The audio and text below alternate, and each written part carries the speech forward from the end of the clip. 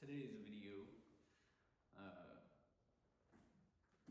pretty much what it sums up. I had a conversation come up probably about 3 times in the last week. So I was like, you know what?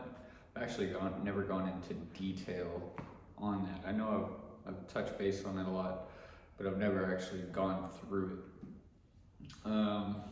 So basically, right now, covering getting out of debt. So I always say don't invest until you're out of debt. Uh, it's how it is, you know. You need to be completely debt free. Debt to income ratio needs to be on point, and I need to cover a bunch of things that, they're the tough pills to swallow. And at the same time, 78% of people are always affected by the debt. Now, there's healthy debt and there's bad debt. Most of the time, it's all bad debt. Very rare instances do you have healthy, what I would consider a healthy debt. But so let's just, jump right into it. Now, if you're here for the Flesh and Blood Tales of Aria, what I think of it, so far from all the spoilers, it's very interesting with the cold mechanic. The only thing I can say currently about Tales of Aria that I really think I like is that it seems like it's more focused on, like, even for Blitz, you can make more modular characters, right? So when I was talking about why I chose Dash, is basically because she's modular, right? So I can go full aggro, and then I can put a bunch of control cards and then play a control dash, or I can do a mid-range, right? It seems like that's the course for Tales of Aria, but you'll be able to do that same method. You won't have to commit as much, but we'll have to see, time will tell. But I do think a Frost version of Guardian is going to be something to watch. But time will tell, as I always like to say. So,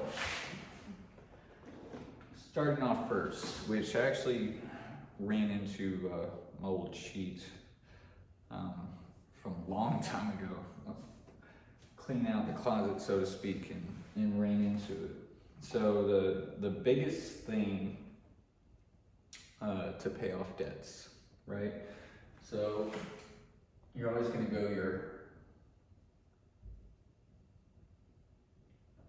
highest interest. I can't even spell right now. These interest rates are your number one priority. You can't even really see that. All right, but your highest interest rate is always going to be your number one priority. Now, within the last, I would say, year or two, probably would have been the prime time to actually consolidate everything. But that also reflects back on your credit score, right? So if you have a low credit score or a no credit score, then the odds that, if you're 30K in debt and you go to consolidate, so you try to get like a 30K personal loan just to wipe it all out, and then you have that one low interest rate whenever to pay everything down. So you get like 4.5, depending on your credit. If it's good, you can get lower, but I want to say it would be like 4.5 to like 6% on a personal loan, depending on all the variables. But currently, so your highest interest rate first. So if you watch the burn rate video, you basically see how much you have left, right? So in that example, is pretty much trying to have about 1,000 to 1,200 left over. Well, instead of investing into sealed product or anything like that, basically what you're doing is you're attacking every debt that you have. There's a bunch of different ways to do it. There's really no incorrect way to do it, as long as you're just attacking it full on. But at the same time, the route you take will define how much you save in the long term, right? And if you're fully attacking the debt, like trying to pay it off within a year, then, you know, you might be saving like, I don't know, $50 or something like that. But, you know, over a course of, you know, like if it's your mortgage, if you're attacking your mortgage, then you know, you can knock off years. But most people's situations, from what I understand, right? So CC, right? Let's say 2 to 3K, right? And you got car. Cars are expensive as hell now. So let's just say anywhere from 11 to 18K for an average. What else? Well, I mean, if you have your house, right? Well, should I put a house on there? I think the home ownership age group 24 to 38 is, I think, of the readership. So home ownership, I think, is like, last report I saw between those ages, I think it's pretty low. I think it's like maybe a third of y'all out there actually have a mortgage.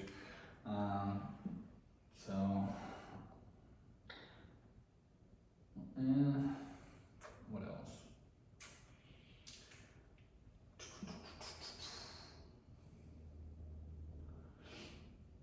Try and do this off the top of my head if you can't tell. But pretty much. So let's say credit card bills, and this is all together. You might have like three, two. You know, you might have multiple cards.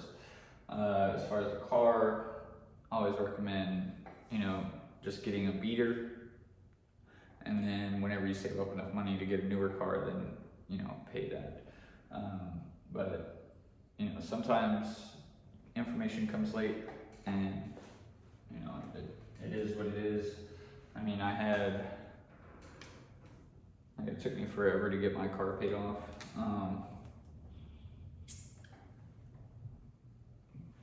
But the biggest thing you want to do, so you have your monthly bills.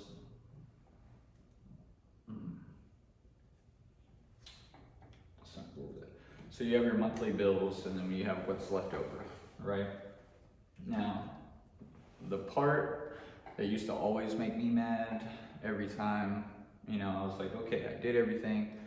And then I think in my example, I basically had, per month, I had an extra 600, right? And this was in 2015, right?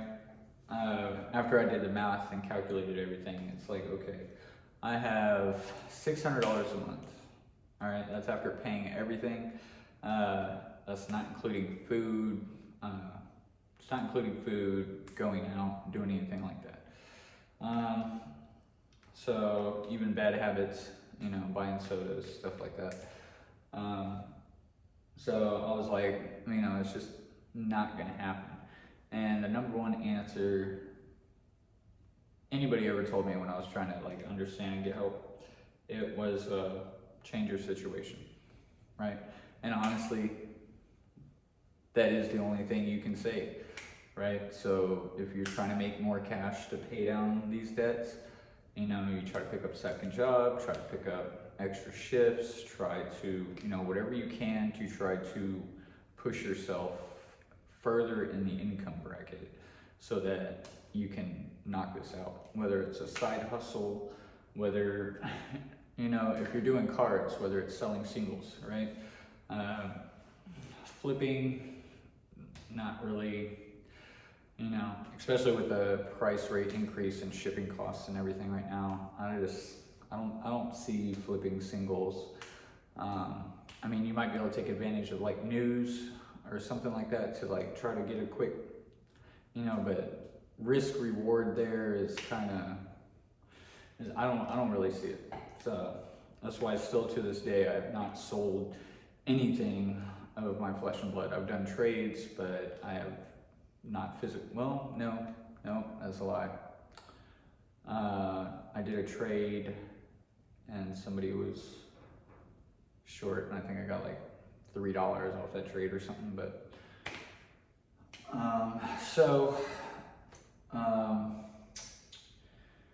but pretty much, so priorities, right? So number one priority, emergency fund, right? So if you're just getting started, you're like, you know what, I want to start investing, I want to become debt free, right?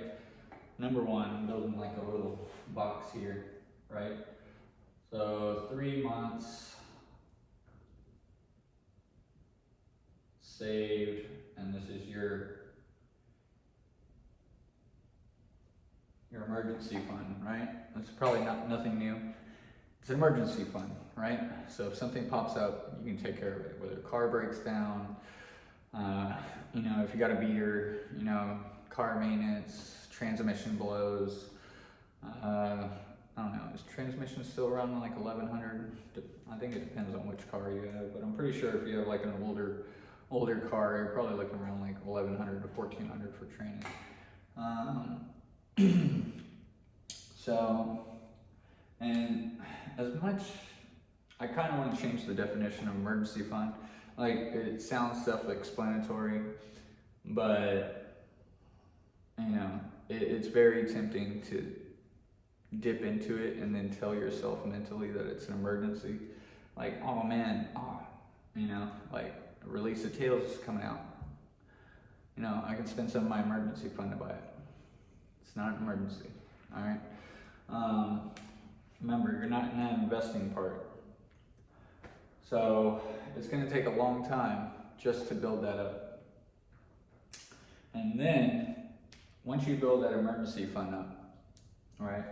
And there's two ways I would do it. I would either hold it in cash, which current market right now, that seems kind of sketchy, but it might be good. Or, you know, with all the free trading apps, I would just, you know, set it aside in like an ETF or something. I'm not gonna say an ETF because somebody might be like, oh, I'm gonna put it in the VIX. So put it in the S&P 500, that's all I'm gonna say. So we'll put it in the S&P 500. So that way it's not in our bank account staring at us, right? Because you have to have self-control during this entire process. At the same time, you gotta tell yourself no. You gotta tell yourself, you know, even though you're doing a good job, you know, you gotta keep pushing forward. Nobody's gonna reward you. Nobody's going to, you know, nobody's gonna come along and tell you, nobody's gonna come along and tell you, hey, you're doing a good job, right? Now, if you have any close friends out there and you're like, look, this is my goal, this is what I'm gonna do, then while you're doing the process, you know, because I'm telling you, the process sucks. Like it really does. That's why a lot of people can't do it or won't do it, is because the amount of discipline that it takes. It's pretty bad. So during this process, right? So now that you have, you know, 3 months of expenses saved up, then we start attacking all this. So anything that you have left at the end of the month, right? And this includes, you got to cut out your spending, right? So going out with your friends to the bar, going, you know, hey, this movie just came out. Nope. All right. It's no to all of it. Oh man, I've been doing such a good job. You know, I want to do this. You know, I took a very aggressive route, but that's because I was looking at, you know, where I should be and where I'm at, and I realized how far behind I was on getting investments done. So that was my fuel to the fire, basically. That, and honestly a little bit of anger, you know, and that fuel, right? So that was the full purpose, just laser vision, I'm gonna get this done. So it sucks, and if you're going through the process and you start cutting out all those temptations and everything like that, you'll be very surprised to find out, you know, where, you know, people rely on as far as like who's close to you, who's not, things like that.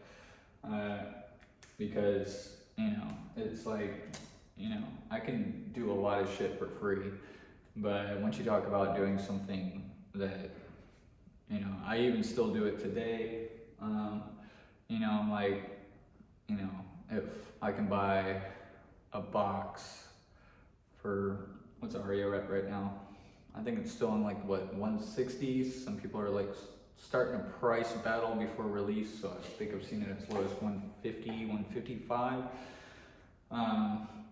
So if somebody wants to do something and it's gonna cost me around like 80 to 90 bucks, you know, I'm asking, okay, is this one night of fun worth an investment in a box? And most of the time my answer is always no, right? But I'm really strict on myself. But the biggest thing is starting to attack the debt so that you can start investing, right? Because we want to get it. We want to get out of this. You know, it's even worse when, like when I first started off, when I only had $600 extra a month, and then I still had to survive off of that. It literally paycheck to paycheck living, and it extremely stressful. And then it was even more stressful trying to dig out of it, right? But, you know, once you feel that weight get lifted off you, it's a lot different, right? And to where I'm at now, like, I'm still like, man, I wanted to retire by 40, and now I'm like, you know, I got 5 years to go. What do I do? And it's, you know, well, we're gonna just keep pushing, right?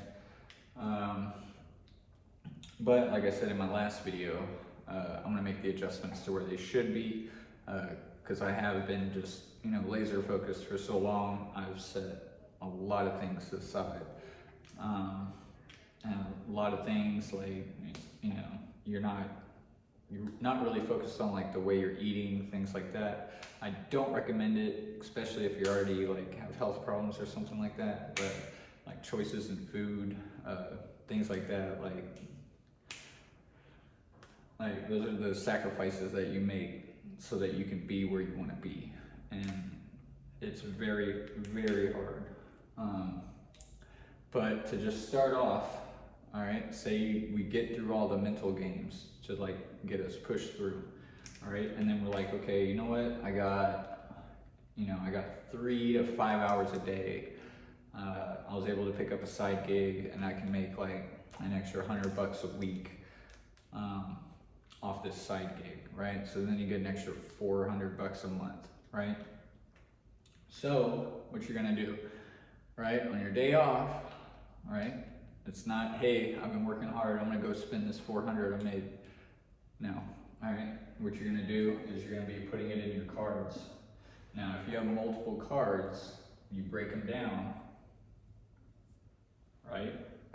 And depending on the balance, no, I'm not gonna say that.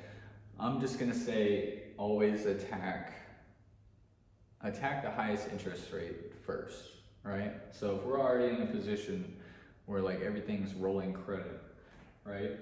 So if I had a card, let's say 1,500, let's say what's the minimum payment on that, like $45 maybe. Let's say we got a 750 here, right? It's probably like $30, and then what, like 200, and that's like, I don't know, let's just say it's like 12, depending on your interest rate, right? Depending on your interest rate, it might drastically vary from that, but I'm pretty sure that's close to ballpark, right? So, and these are minimum payments, right? So, say you have an extra 1,000, right? So we got our emergency fund, we got ourselves pushed up to where we have 1,000, so that's 12,000 a year. That mentally we're like, okay, 12,000 this year, I'm putting it towards something, right? So basically, the first thing you do, right? Man, what's a car payment at like right now? It's been a while. It's been a few years since I've had a car payment. So, all right, let's just do this. Let's say the average car payment right now. Let's just say it's $400. Right. So most people will tell you attack the largest first.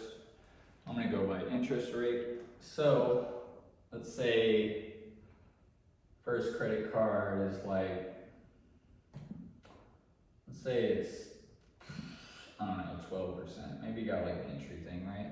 The 750, there was an emergency that popped up and you just grabbed like the only one you can do. Let's say this is really ridiculous at like 27, right? It's one of those shady companies, right? They're just trying to cash in. All right, and then we got, I don't know, let's just say this is like 10%. Don't know why it's there. It's there. Let's just say this is like a shopping cart or something like that, right? They go 200 on. So what you're gonna do is you're gonna attack the 750 first, right? So if our goal is to save 1,000, right? If our goal is to save 1,000 a month, then honestly, what I would straight up do that first month, right? I have a 750 balance, right? So you're making your minimums here and here. So then what you're gonna do is you're gonna go and wipe out that 750 and you have 250 left over. And since this is 10, this is 12, honestly, I would just wipe out that third card too. And then that $50 I would put towards that other credit card. Right? Because most cars, I think a car right now, like the APR on it's like what, 6 to 8% probably. It's probably way lower than that with you know, the interest rates and everything. But all right, so let's knock that down. So we have $50, 50 extra dollars we can put on our car payment that month. Right? So that's month one. We already knocked out 2 of our payments. So the $42 that you're used to paying every month, that now rotates into that $1,500 payment, right? Because our minimum's $45. Well, mentally in your head, your new minimum, right? 42 and a 45. So now your minimum payment mentally, I don't care what that paper says, mentally, because you're rolling over, right? So you're rolling this over. Mentally, your new minimum payment every month needs to be 87, right? Because you already budgeted out for this 30 and 12. Okay, so next month comes along. All right, so we paid 50. So let's say it's you paid an extra 50, you paid 30. So let's bring it to, let's say your new balance would be like 14. How much actually goes to principal? Like, well, you put the 50 on there, so let's just say it's $14.45 now, right? Of that original payment, only, you know, so much went to it. So $14.45. All right, so we're on month 2 now. Okay, so we're striving to have that extra 1,000, right? You just had your 2 bills paid off, and you're like, man, right? Kind of want to celebrate. It's still too early, all right? It really is, because the hardest part hasn't come yet. So the next month comes along, right? You're able to have, you know, $1,000 disposable income. You're like, okay, so here it comes, right? Slam that 1,000. So now you're paying $1,087, right, on that second month, which. You go to subtract 1,087, so it's like 3, well, no, because of the interest, so rolling over, so we're doing 3, let's just call it 390. 390 on that balance, right? So cool. 390 on the balance. Now we're on month 3, right? And now it's starting to wear on you, right? You're like, man, all I'm doing is going home, working, sleeping, eating, going home. Like, I need a break. I need to do something. I should celebrate. I should do anything. And that's the trap. All right? It sounds like the biggest, like, a-hole thing to say, but that is the trap, right? That is the trap. Or even worse, hey, you know, I cleared this off, I'm doing a good job, I know what I'm doing now, and then you go out and buy something. All right? Oh, I'm gonna use the $1,000 this month. You know, I got my emergency fund, you know, it's fine. And then you use your $1,000 that you're using to pay off your debt, and you're like, you know what, I'm gonna buy myself a new TV. Oh, I deserve it. Oh, I'm gonna buy this, you know, I'm gonna buy this new furniture. You know, my couch is raggedy, I can buy a new couch. No, raggedy couch is fine, it still works, right? You sit on it, okay. So, you know, you gotta keep your head in the game, gotta stay focused. So now we're sitting at $390 month 3, right? So month 3, this is where it starts taking off, okay? So we have our car payment, right? We've still been paying that. There's probably like, like 120, maybe a little bit more is going to principal, right? Because most loans, I think they started doing like 6-year loans, right? That's crazy, right? 5-year loans? 60 months, right? I think I've heard of a 6-month, or 6-year, which is crazy. Like 72 months of a car note means you probably shouldn't have bought that car, right? Because you're investing 6 years of your life just to pay for that car, right? If you actually think about your future self in 6 years driving the same car, okay, you'll probably want to be like, what are you doing, right? Like, there's plenty of things I want to go back and yell at my younger self for.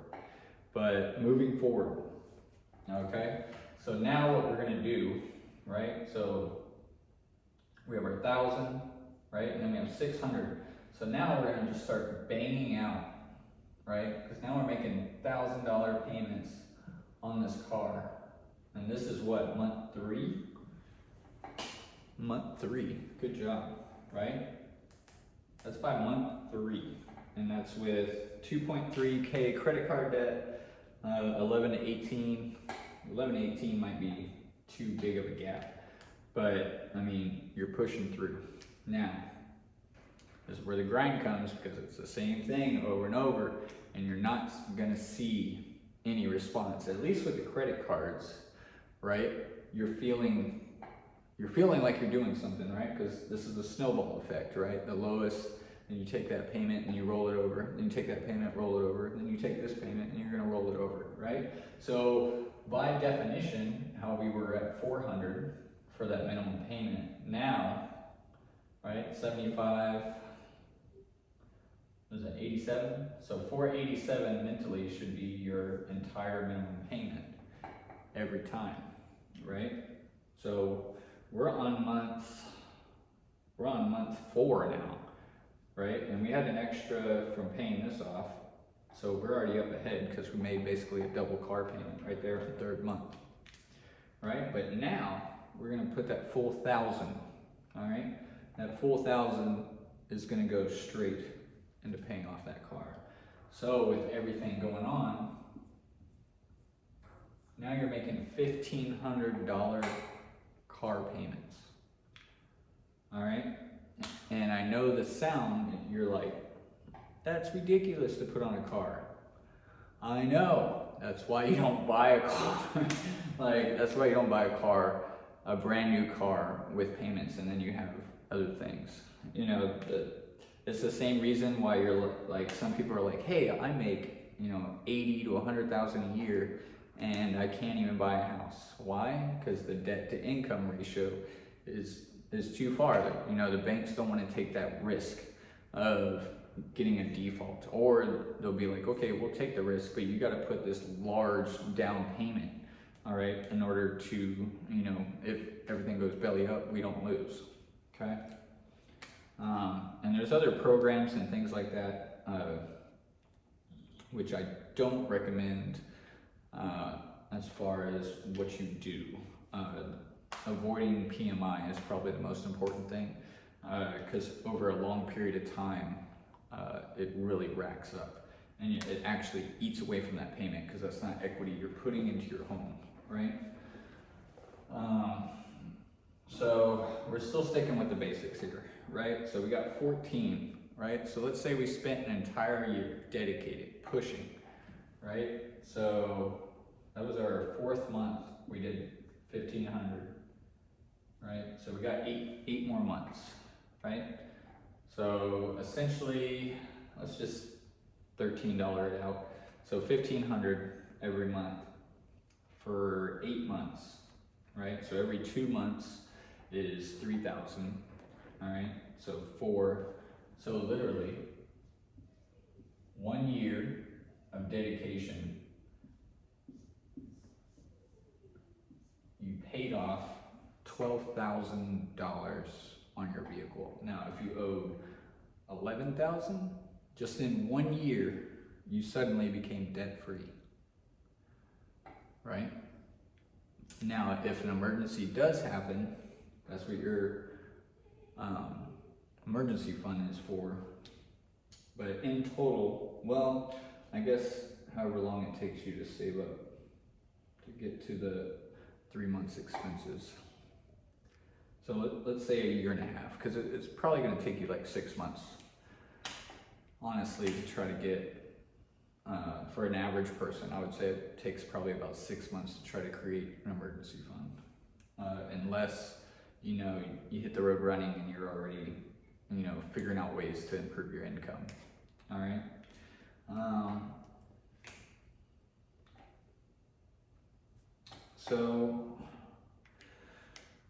But that's pretty much it, you know, and you keep pushing through. So let's say a year and 6 months from now, right? So if you started today, all right, or you started, well, we're still technically in the beginning of the month, right?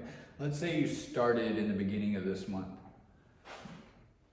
All right, so that means by, what do we got? We got 3,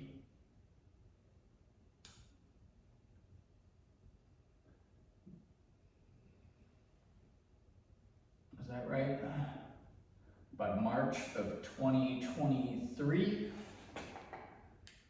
right? If this was your entire thing, by March 2023, right?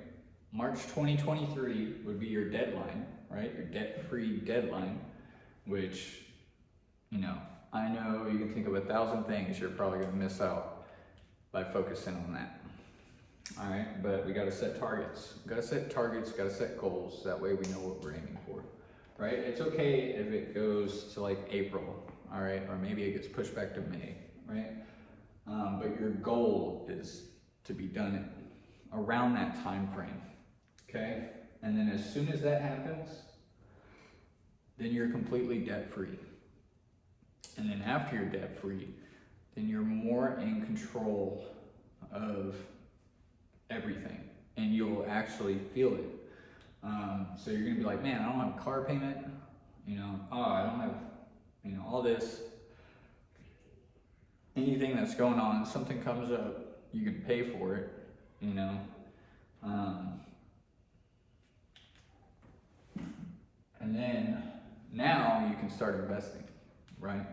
Because there's gonna be no pressures for you to sell, no pressures for you to, you know, basically do anything. And if you don't have a mortgage yet, right, because we didn't go through a mortgage, then you start saving up for a down payment on a house. And you already know, right, because we were doing that $1,500 a month, right? We know we can save $1,500 a month, and then 10 months down the road, right? So let's say from March. So by the beginning of 2024, right? So 10 months.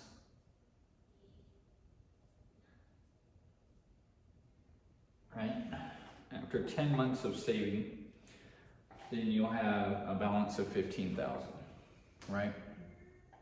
And you know, when it's there and you realize how much you worked hard for it, and then it gets depressing. I'm not gonna lie, it does, right? Because I'm like, man, I spent the last 2 years debt-free, got everything done. All I got to show for it is like 15 grand. And then you're gonna go look in the market, right? 20% down, right? What this is right here, this is 15% down on a 100K house, which doesn't meet the requirements that you need. And with currently the housing market that's going on, it's a no bueno, right? Because you run into risk, very high risk, especially with all the housing market getting inflated. But you have to make that call when you get there. You know, you're still gonna look at it through these situations. Does it fit in your budget? Does your house payment fit in your budget? And honestly, when it comes to like what should your house payment be, the banks want you to borrow as much as you can, right? So if they tell you, hey, you qualify for like a $400,000 house, right? Oh, what are the payments? Oh, the payments are gonna be around that number. Let's say it's probably more than that. It's probably something like 18, but let's just say it's 1487, right? And that's with you pushing as hard as you can to make extra income, everything. So you got two options, right? Push harder, which honestly, there's a lot of places where you have ceilings, unless you just totally back out and move and then try somewhere else. I've never been good at that game, but you know, there are people that can just move on a whim. Unfortunately, I don't know, I've always felt like loyalty meant more than anything, but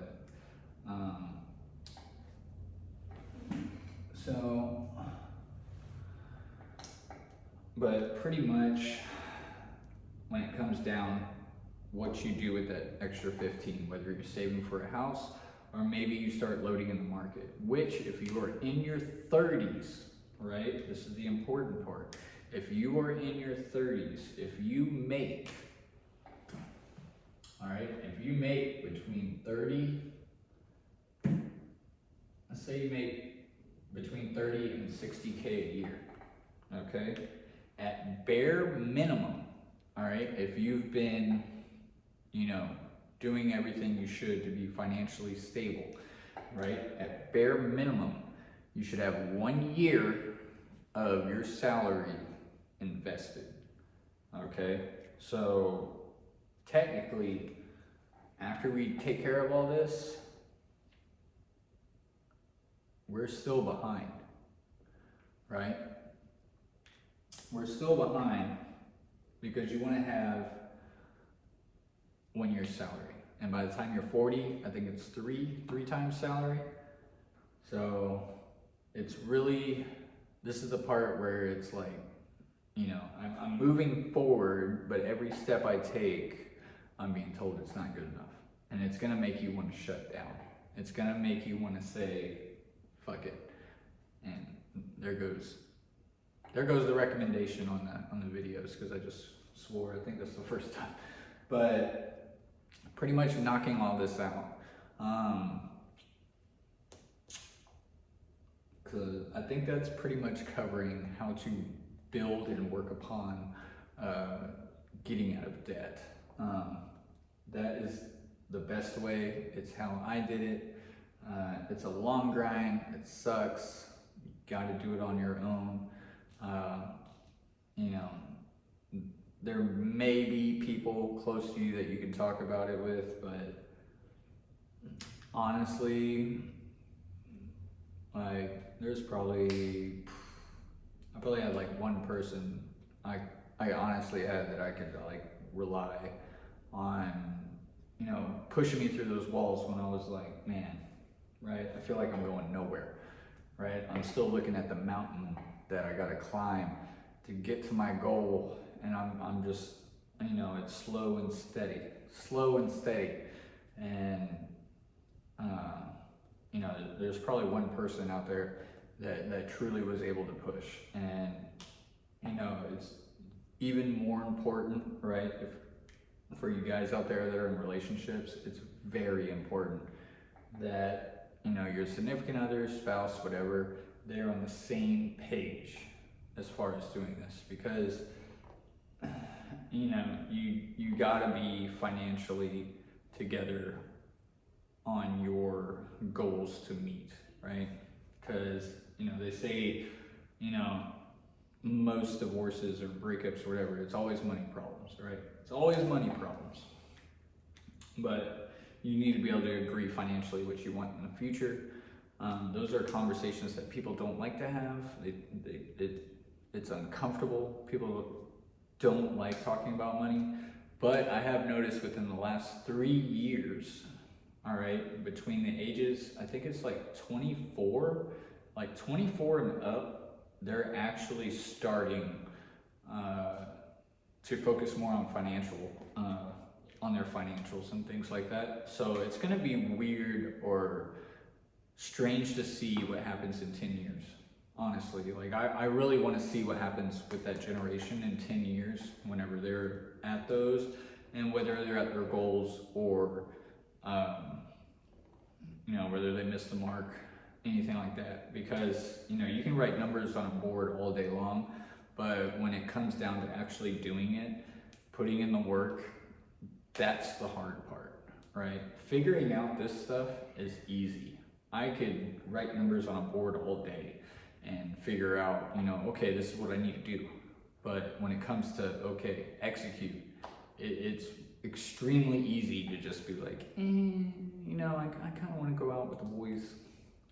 I want to go out to the boys, you know, hopefully, you know, need some fun, need to relax, right? I'm tired of grinding, right? Unfortunately, you know, we're all responsible for ourselves. That's the end to it. Now, I wish there were shortcuts. I wish there was ways.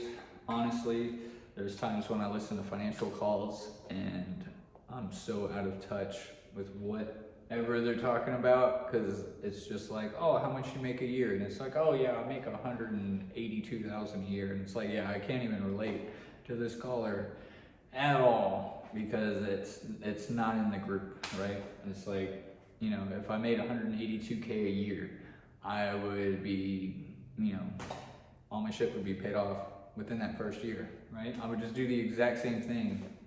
But unfortunately, you know, they say with more money, more problems, right? So there's probably more responsibilities or things you have to pay for. But I don't know. I still feel like I still would have bought a modest home, I think I would have kept everything the same, honestly, if I was in the six figures. But I think majority of people, and I think my viewership is probably somewhere around this. I think this is around like typical average. I try to base all my videos off of 30K a year, because that's about, I don't know, I've been there most of my life, except for like twice, right? But since I was in my 20s, right, it's always been around that, right? It's always been around. It might be a little bit up. I think when I was a GM at Domino's, it might have touched 40, right? It might have touched 40 with bonuses, you know, depending on whether, you know, they want to pay you or not. You know, anybody that's been in the industry knows how that is, right? So, but that's pretty much it. I really don't have anything else to add to it, other than if you do start the process, remember the mental part is the hardest part, not giving up, right?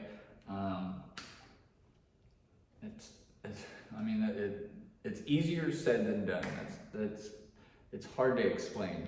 Like, How this is right now, this is pretty much where I guess I would say I'm reverting to when I made that video. It's not because I have debt, it's because all the things that I've held off. So like things I've held off on my like dental. I need to get that done. And then, other things like eating healthier. I used to work out a lot, like now. Right? So, but, you gotta be able to eat right, everything like that. So that's what I want to focus on. That's where my next goals are. But right now, I just want everybody to focus on paying all this off. Even if you have other numbers, you can work them out. I'm just making up stuff. I do have my old sheet. I think I had, what was my old sheet? I think my old sheet was I had 3K in credit card debt. I want to say I had 8K for my car note, right? Which I think it still had 4 years on it or something like that. Which was even worse because when I was in a bad financial spot, I refinanced the car. Don't ever do that, all right? Don't refi your car, all right? It's not an asset. And then there's some other stuff there. I think I took a personal loan out, so there might have been 2K on that as well, from a family member. And then, man, it was a lot. I know it was a lot, and I was surprised. I pretty much knocked all that out within a year or two, but at the same time, I think I was taking 400. It was around the time that Robinhood just launched, and I was taking 400 and throwing it in Robinhood while I was studying the market, while I was focused. So in my free time, I was watching investment videos, and that's pretty much it. I wasn't going out or anything. But I thought I'd go over just a debt video, and this video is going pretty long. I don't think it's going to get that many views, but for the people that need it, it's pretty much here. But if there's any questions, people that know me personally, I know the financial people, finance video, I had some people reach out to me, and I said the same thing that I was going to say in my video. If you want to know where to put your money and you want to invest S&P 500, and it's still not going to change, all right? S&P 500, it's the safest bet for you to do, all right, without taking risks. I'm not going to go out and tell everybody I know, hey, you should go buy Flesh and Blood, Tales of Aria, and then you can buy a case for $600-700 and then just hold on to it and it's free money. I'm not going to tell you that, right? It's a risk reward, right? So if you say you want a safe way to do things, I'm going to tell you the safe way to do it, which is what they've been saying since the 70s, right? Index fund, right? Index fund, index fund, index fund. But as far as setting your priorities and then snowballing everything out, that is the best way to do it. All right, so this is pretty much all this video is covering. I'm probably rambling like I love to do, but I hope if anybody watches this, all right, if it becomes March 2023 and this video actually helped you, please comment below. All right, let me know. So if you make it, I really want to know, right? And it works the same way no matter what your income is. But I will tell you, with as much as inflation and everything is gone, if you're making less than 30K, right? And the part that's gonna make you mad, you need to make more money, right? So you have to, right? You have to. If say you're making 18K a year, right? You might not have as high as payments or things like that, but I would still highly recommend, all right, if you're making 18K a year, you need to find another employer, right? So life is hard as it is, and it doesn't need to be any harder. Okay, so honestly, right now, the direction we're headed, I want to be surprised in 5 years in order to live comfortably and actually build towards your future if the minimum is around 50,000, right? It wouldn't surprise me. Are wages gonna match that? Probably not. But that's why we want to hold on to assets, right? That's the importance of assets, because as everything goes up, then everything else goes up, okay? But since we're at 51 minutes, I'm gonna go ahead and go, and if you're wondering what this location is, so the temple, and then I'll call this my grandma's basement. All right, so until next time, guys, I'll see you later.